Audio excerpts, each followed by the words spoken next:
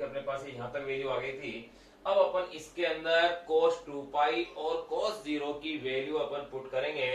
तो आप जानते हैं cos 2 पाई यानी कि आप देख लेना जो मान 0 डिग्री का होता है वही किसका होता है 2 पाई का, वही होता है 4 पाई का, वही होता है 6 पाई का। क्योंकि आप जैसे किसी सर्किल पे चल रहे हैं 0, 2 पाई, 4 पाई, 6 पाई सेम वैल्यू लिए भी होंगे, क्योंकि जो वैल्यू 0 की होती है वही किसकी होती है 360 डिग्री की होती है। तो अपन ये कह सकते हैं, तो देखिए चूंकि cos 2 pi is equal to cos 0 degree is equal to क्या होता है 1 होता है। cos 2 पाई का cos 0 का दोनों का वैल्यू क्या है 1 है, इसलिए I bar is equal to minus I nought upon में ओमेगा टी 1 माइनस 1। तो I bar is equal to आ गया है आपके पास 0। तो यहां अपन क्या देख रहे हैं कि प्रत्यावर्ती धारा का एक पूर्ण चक्र में औसत मान जो है वो क्या आ रहा है 0 आ रहा है। एक पूर्ण चक्र में औसत मान 0 है। अगर अपन इसी प्रकार प्रत्यावर्ती वोल्टता के लिए भी निकालें तो देखिए मान क्या आएगा, उसको मैं इधर साइड में कर रहा हूं, चलो पहले यहीं से कर लेते हैं। इसी प्रकार प्रत्यावर्ती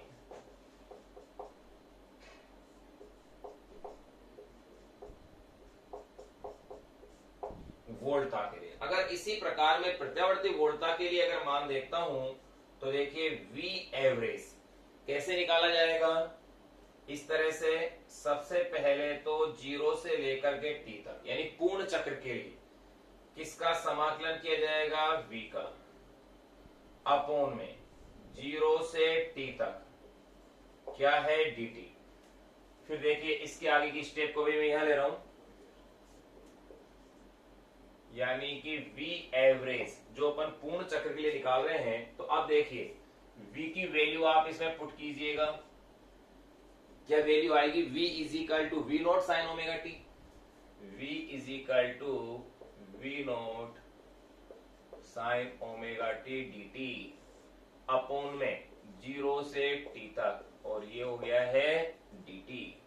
अब देखिए जब आप इसे हल कर लेते हैं ठीक उसी प्रकार से जिस प्रकार से आपने प्रत्यावर्ती धारा के लिए हल किया है, सेम प्रोसीजर है भाई, देख लो सेम प्रोसीजर होगा। तो अगर इसको जब हल करते हैं तो ये वैल्यू भी कितनी आएगी आपके पास 0 ही आएगी, क्योंकि ये अपन जानते भी हैं V नोट को बाहर करें आप तो साइन ओमेगा टी का समाकलन क्या निकालेंगे अपन 0 से t तक, तो ये मान 0 आएगा, 0 में इसका भाग दिए तो 0 आएगा, यानी कि मान टोटल ये 0 ही आना है। तो अपन ये कह सकते हैं अतः प्रत्यावर्ती धारा और प्रत्यावर्ती वोल्टता का एक पूर्ण चक्र के लिए औसत मान क्या होता है 0 होता है, चाहे वो प्रत्यावर्ती धारा हो अथवा क्या हो प्रत्यावर्ती वोल्टता हो। तो देखिए अतः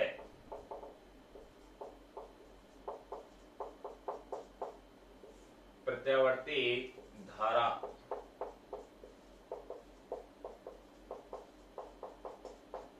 वे प्रत्यावर्ती वोल्टता का एक पूर्ण चक्र, यहां प्रत्यावर्ती से तात्पर्य सदैव अपना ज्यावक्री होगा, ध्यान रहे। अतः प्रत्यावर्ती धारा व प्रत्यावर्ती वोल्टता का एक पूर्ण चक्र के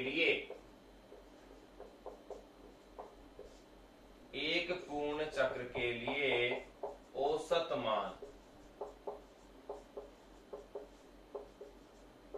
0 होता है।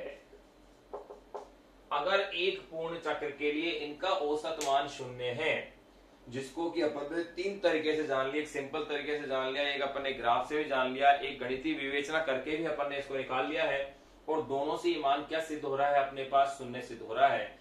यहां अपन सीधा सा कह सकते हैं 0 से t तक sign omega t dt upon में 0 से t तक dt, इसका मान क्या होता है 0, जिसको अपन इसमें प्रूफ भी कर चुके हैं।